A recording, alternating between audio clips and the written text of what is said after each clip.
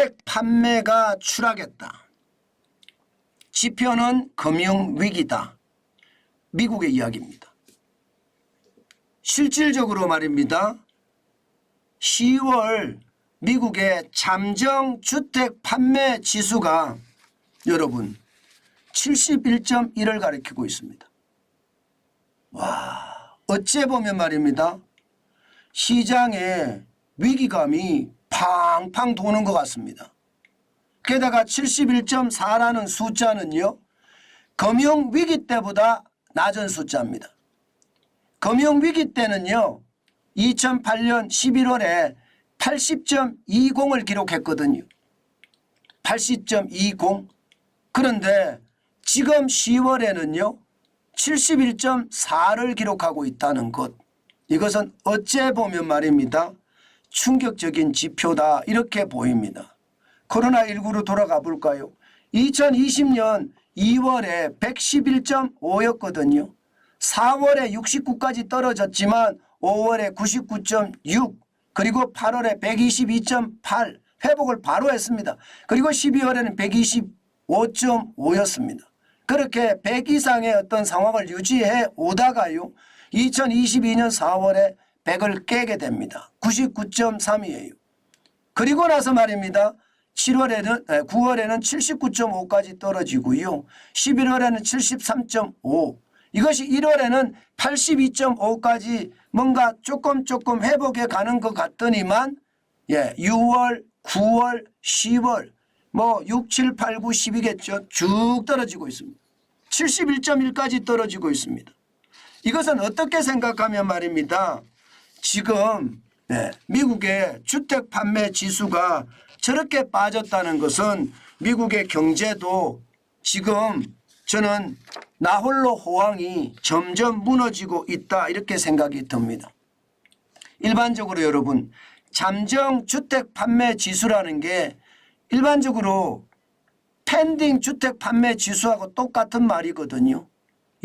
매매 계약은 성사됐으나 아직 대금이 완전히 지급하지 않은 상태, 이것을 잠정 주택 판매 지수라고 하는데 이 지수가 그만큼 최악으로 만들어졌다 이런 얘기입니다. 결국 말입니다. 시장에 예측한 내용보다도 지금 더 나쁜 상황으로 가고 있다는 것은 어떻게 생각하면요. 나홀로 호황만 누리고 있다는 미국의 경제 상황이 더 나빠질 수 있다는 이야기입니다. 실제로도 여러분 주택담보대출 지난 10월 25일에 7.9%로 2000년 11월 이후 최고치를 기록을 했습니다. 그러니까 이자가 무서워서 많은 사람들이 돈 빌려서 집을 못 산다는 뜻입니다. 그동안은 말입니다. 2020년만 하더라도 12월에 30년 주택담보대출이 2.86% 빌려서 투자해도 됐습니다. 게다가 2021년 9월 29일 3.10% 이때까지만 하더라도요. 빌려서 투자해도 됐습니다. 우리말로 하면 영끌해서 투자해도 별 무리가 없었다는 뜻이에요.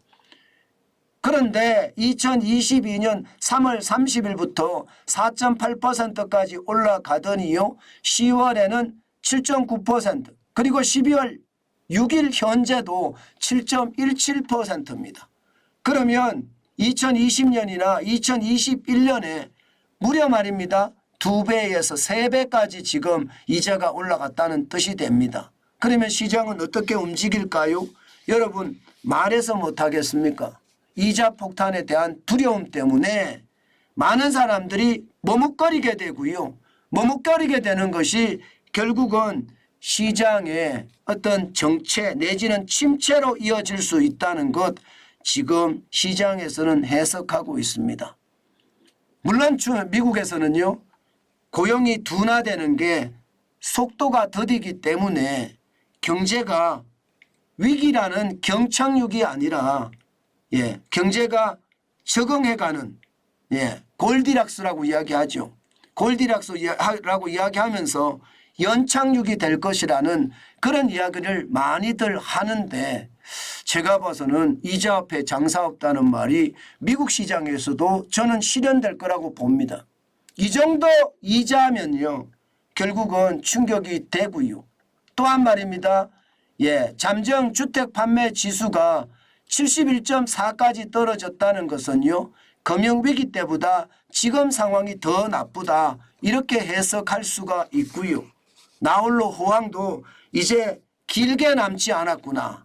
아마 그 생각 여러분들도 많이 드실 겁니다.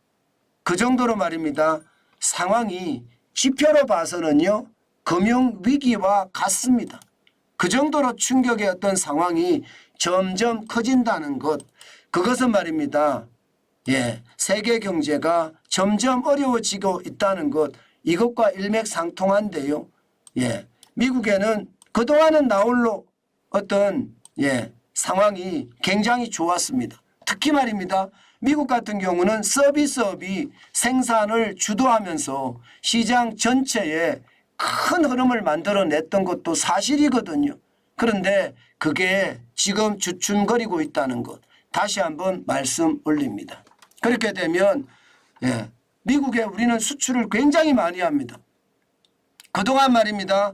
문재인 정부 당시에 미국에 대한 수출은 많을 때가 15% 올라가기가 벅찼거든요. 지금은 거의 20%에 육박합니다. 우리 전체 수출액의 20%에 육박합니다.